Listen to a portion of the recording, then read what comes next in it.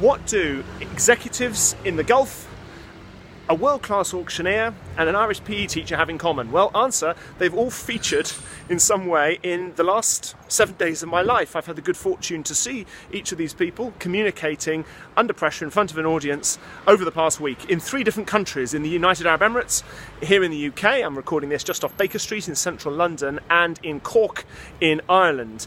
So here's what I took from each of these experiences, and I thought I'd put them into a nutshell and play them back because they made a real impact on me. The first, the executives in the Gulf, working in a technically very complex industry.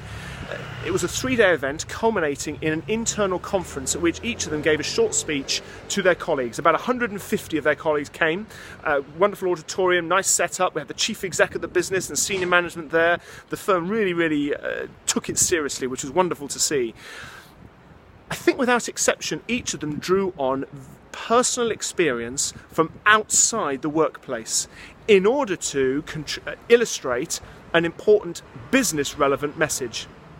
And I think it was a real insight, into the power of personal experience, seemingly unrelated, but if you can find a way to link meaningful personal experience to a business message, it's very powerful. You could have heard a pin drop in that room or in that auditorium when they were speaking. They achieved wonderful impact, and the audience, it was clear, were very strongly influenced and inspired by the presentations that were given.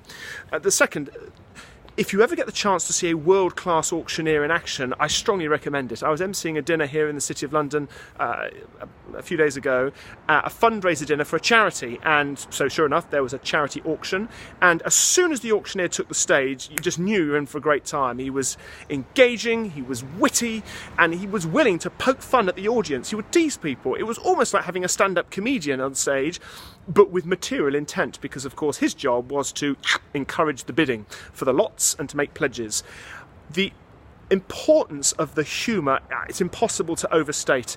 I think what better example than this of using humour appropriately to engage people, but also to relax people so that they're that bit more willing to bid and or to bid higher.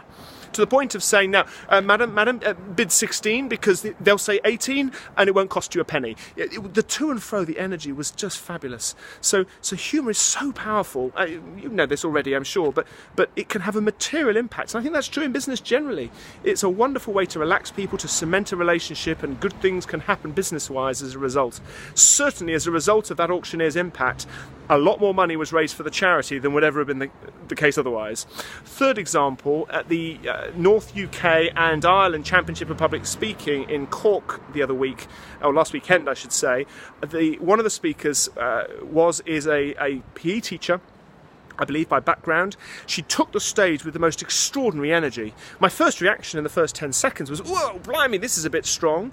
Because, of course, if you manufacture a high-energy opening which isn't consistent with your energy, it risks coming across as a bit contrived. But that was not the case here, because it's just this level of energy. It's just who she is. And that became obvious during the speech and chatting to her afterwards. It was just fabulous. Her energy level was a reflection of who she is, how she communicates, and it's awesome. Bring your own energy to the stage. It's so important. Feel good about that. You might want to adjust a little bit depending on the emotional state the audience is in, but it was a real, I think, example to me of just how powerfully the authentic energy of a speaker can influence an audience, and she was she had tremendous impact. So there we go. Some thoughts from the last few days: the power of humour from speaking from experience outside of work, and the energy that you bring to the stage. A real pleasure to connect with you. If you're watching this anywhere other than on my website, then check out simonbucknell.com. It's my digital home online. And in the meantime, speak well and speak soon.